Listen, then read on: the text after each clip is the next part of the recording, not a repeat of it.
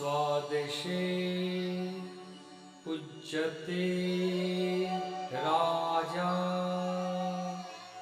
विद्वान् सर्वत्र पूज्यते.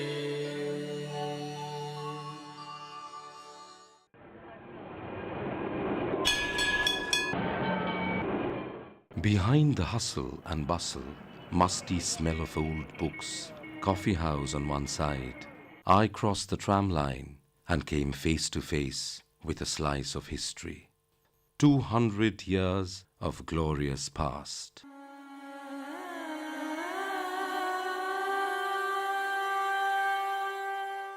Jewel in the crown of education, the legendary sparks who enlightened Bengal and the nation with new ideas and thoughts, all bloomed in Presidency College, now Presidency University. Knowledge dispels darkness. Knowledge transcends beyond all. The pearls in the necklace of education were all strung into a single golden thread. The Presidency College. Swami Vivekanand, Subhash Chandra Bose, Bankim Chandra Chattopadhyay, Jagdish Chandra Bose, Meghnad Saha, Derozio, Shyama Prasad Mukherjee, Michael Madhusudan Dutt, Rajendra Prasad, Prafulla Chandra Roy, Bipin Chandrapal, Jyoti Basu, Amartya Sen, and many, many, many more.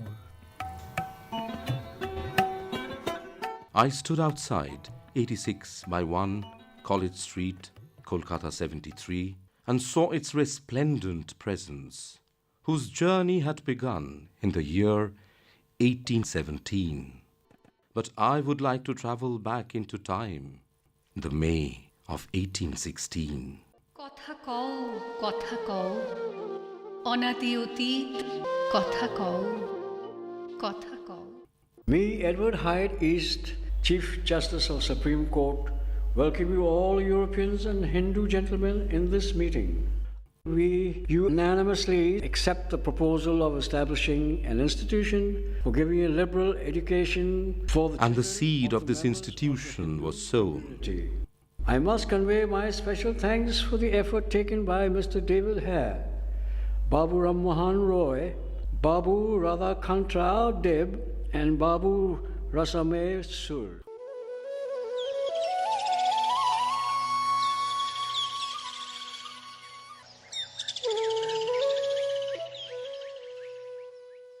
We approached a few unique personalities who enhanced the essence of our feature. The great historian, Sugata Basu. 200 years ago, Hindoo College was founded on the 20th of January, 1817.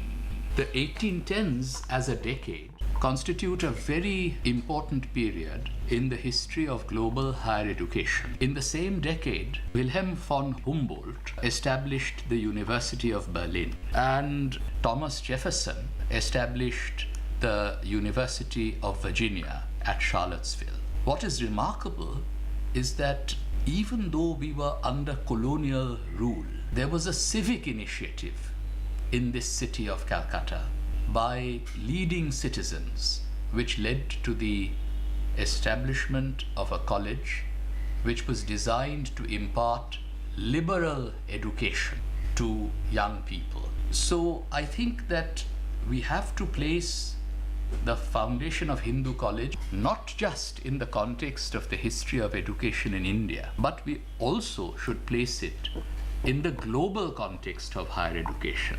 There were remarkable teachers at Hindoo College, whom Derozio was one, and he inspired young people.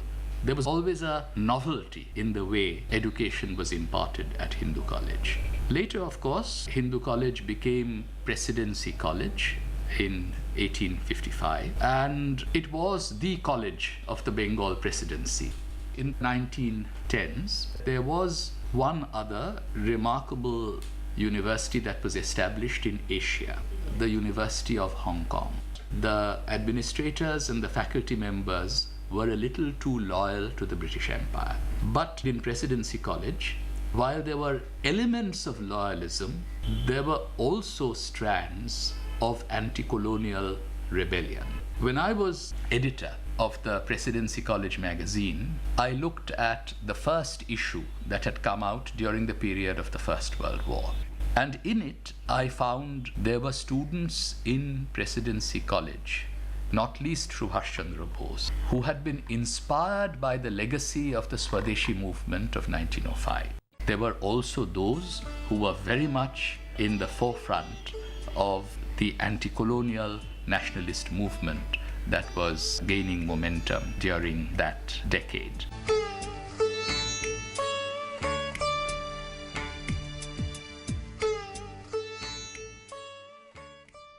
With the tide of time, I walked down to Baker's Lab, nostalgic reminiscences.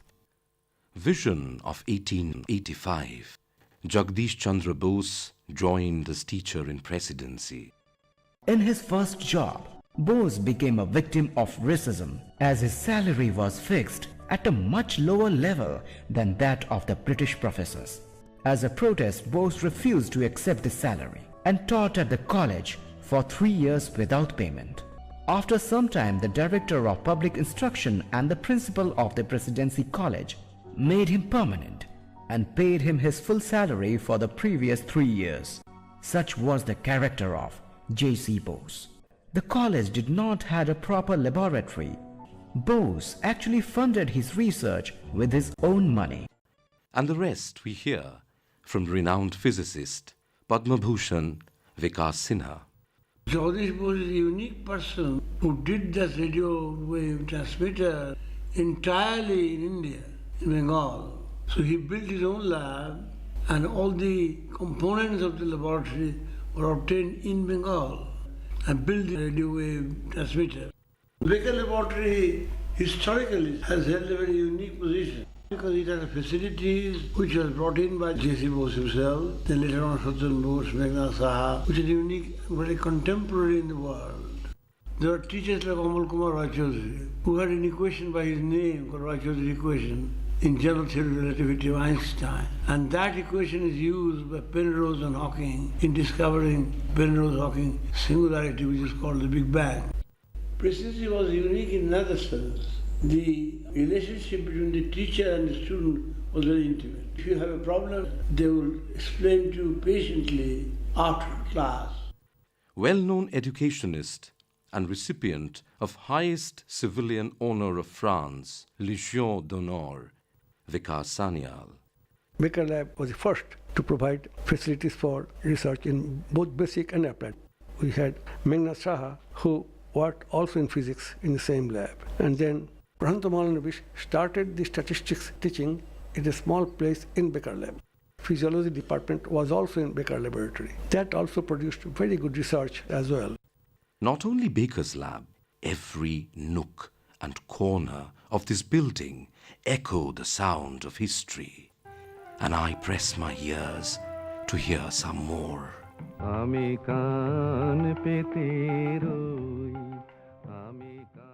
And there we hear the fiery Subhash Chandra Bose's protest against Professor Otten.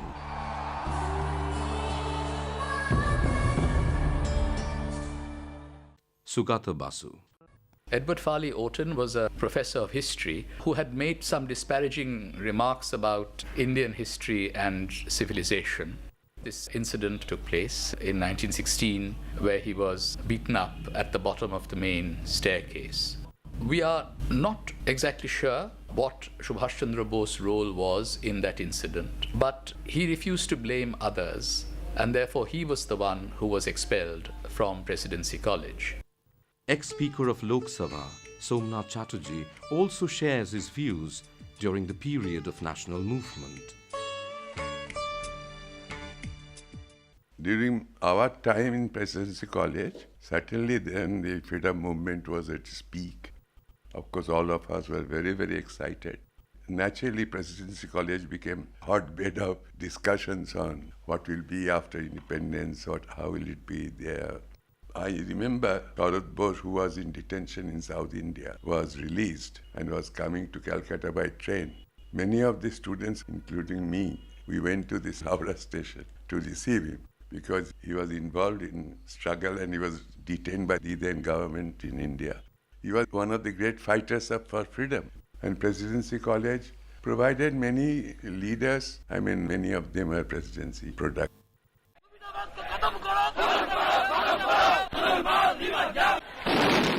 And the days of unrest during early 70s, which left an indelible mark in the pages of presidency and in the history of Bengal, recalls ex-CEO of Prasar Bharati, Jawahar Sarkar.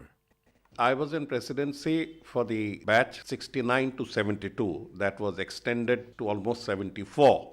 This was one of the worst phases in the history of Bengal, not only in the sense of law and order, it was the worst phase in education. The hub center of the Naxalite movement was Presidency College. Presidency was difficult, presidency was still attractive. Presidency would not be preferred by those who wanted a safer life. It has stood up for what it considered was right, even when others did not agree. Secretary, Alumni Association of Presidency, Bibhas Chaudhary. When you write the history of the country or the history of Bengal, perhaps you cannot ignore a movement which one time shattered the entire nation, that is Naxalite movement. The seed of Naxalite movement was Presidency College. This has a negative impact, of course, but I must say, whenever something remarkable happens, the Presidency College comes first, be that in academics, be that in politics, and be that in an extremist movement.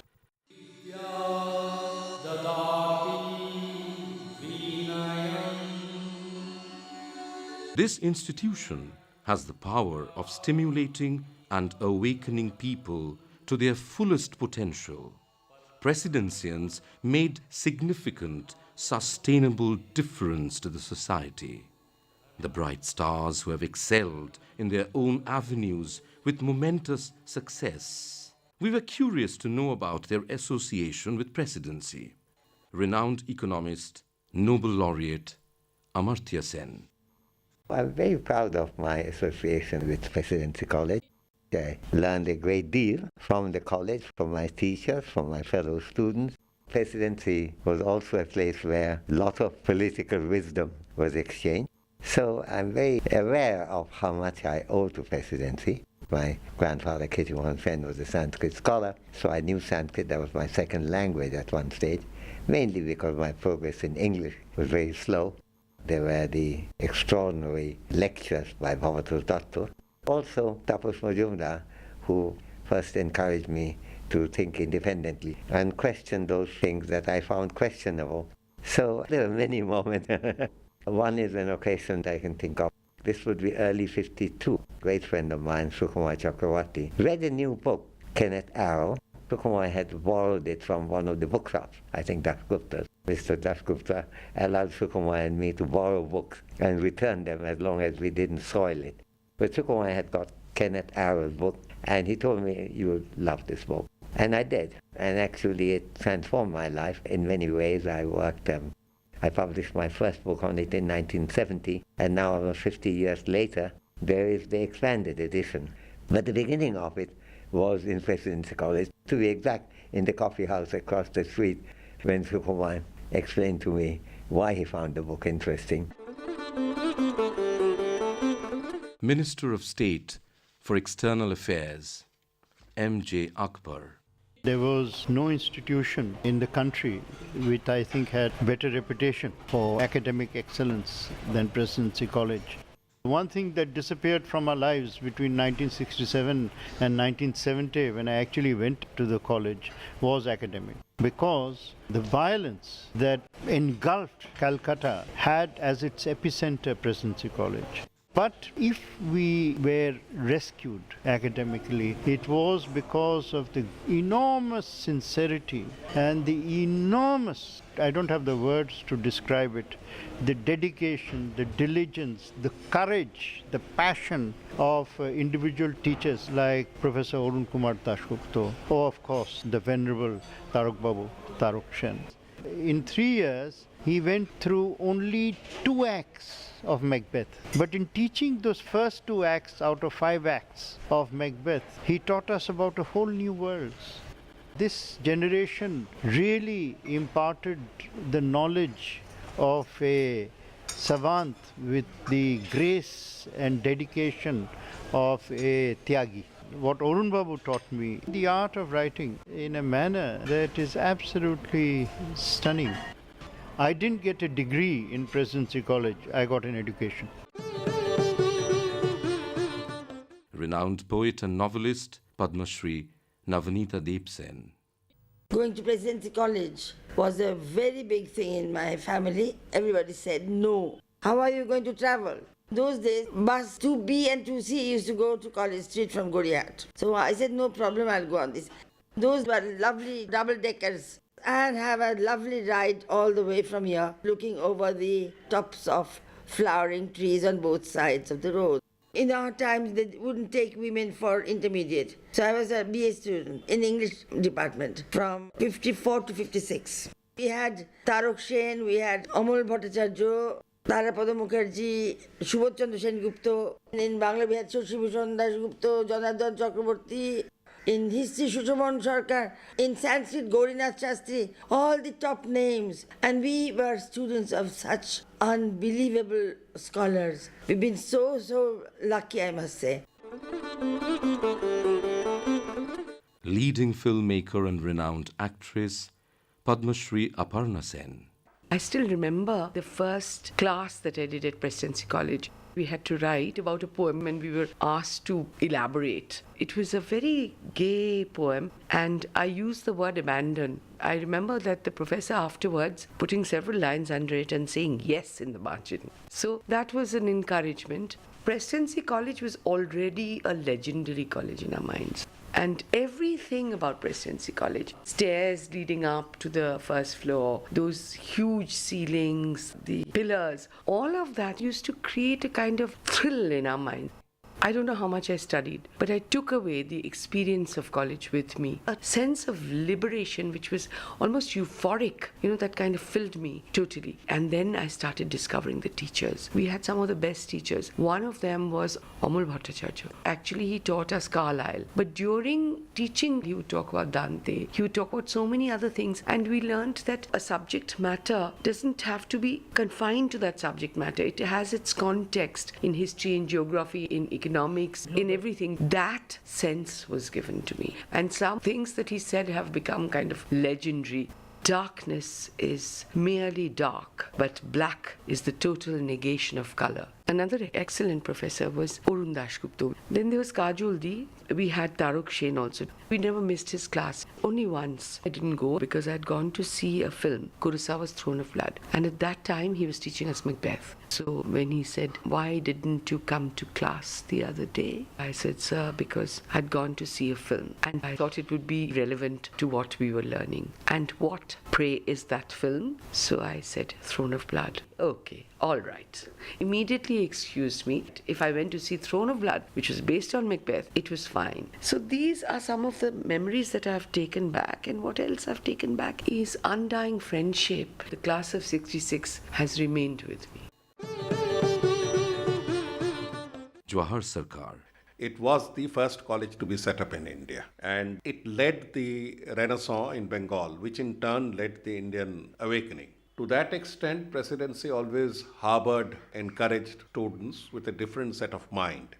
Presidency has always been different. It had some of the finest teachers. I had in political science Nirmal Kumar Basurai Chaudhary. In history, we had Ashin Das Gupta. In English, we had Arun Kumar Das Gupta. Arun Kumar Das Gupta took an instant dislike and threw me out of his class. But he remained an iconic teacher.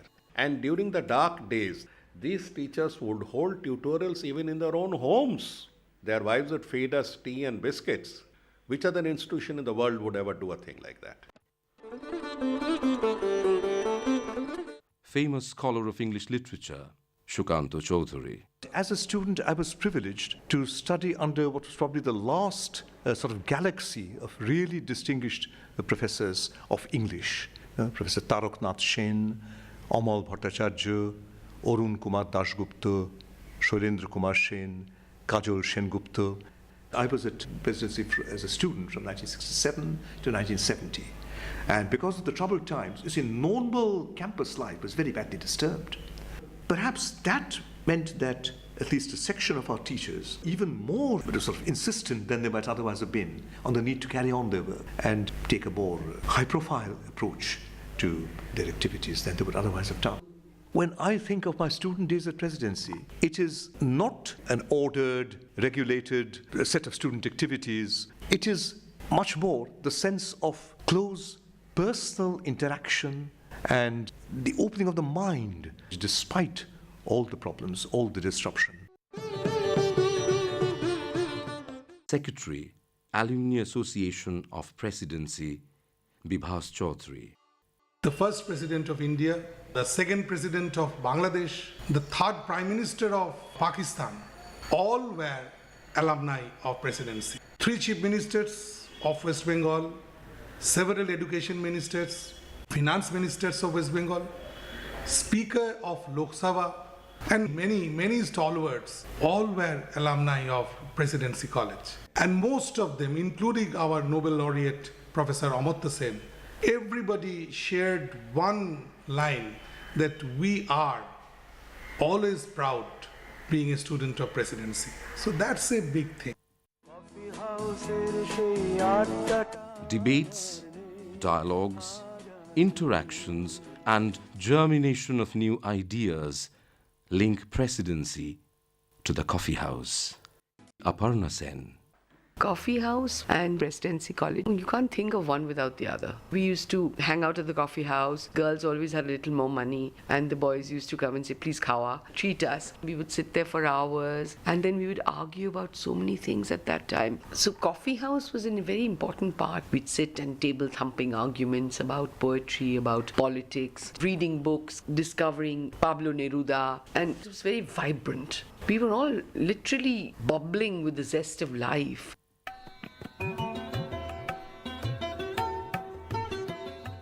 I quote ex-President APJ Abdul Kalam. Sometimes it's better to bunk a class and enjoy with friends, because today when I look back, marks never make me laugh, but memories do. Unquote. How relevant. Light moments are always cherished. Recaptures Somnath Chatterjee. We had a teacher in mathematics during our time who hardly could create any impression.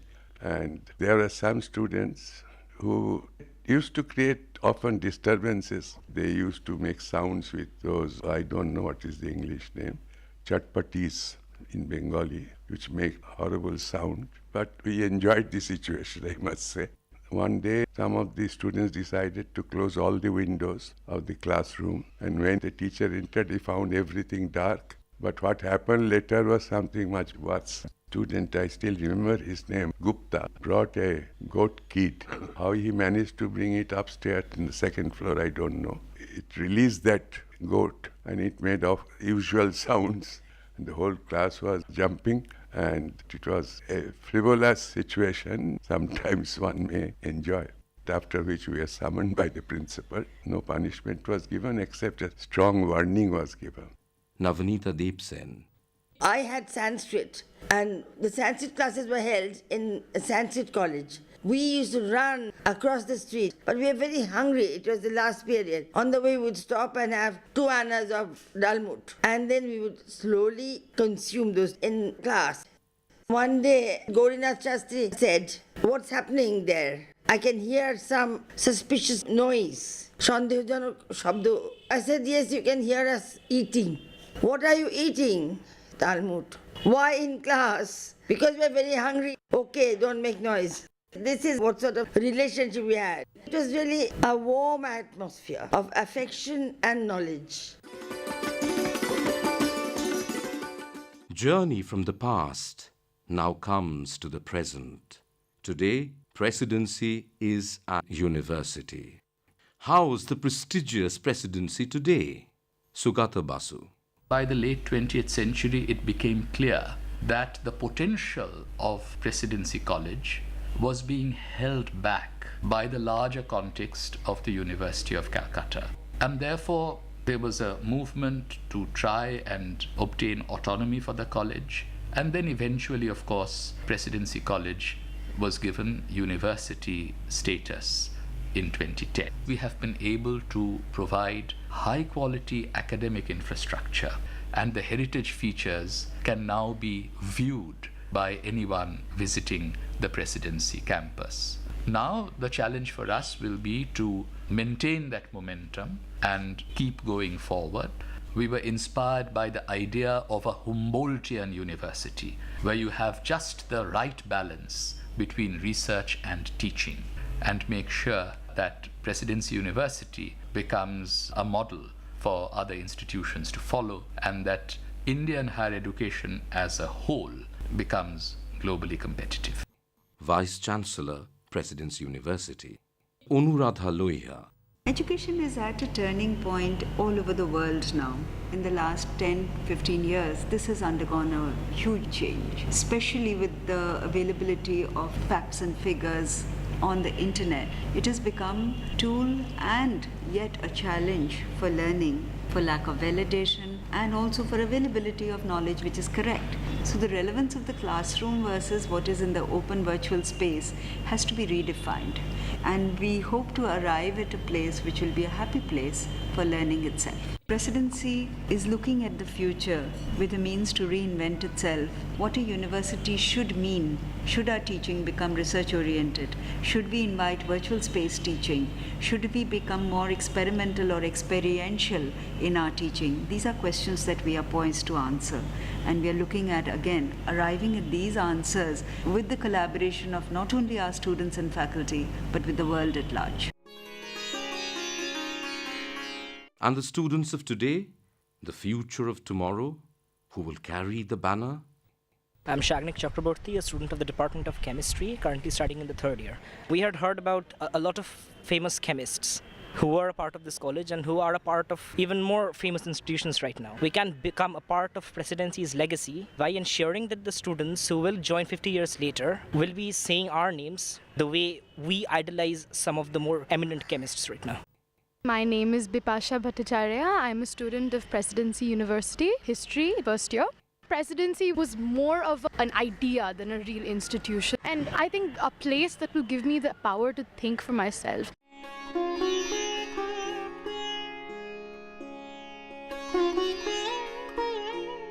Hoping the best for Presidency, we stepped out, and my eyes rested on the big clock tower on the top of the building, which had walked the walk of time, proudly claiming the glorious past was there.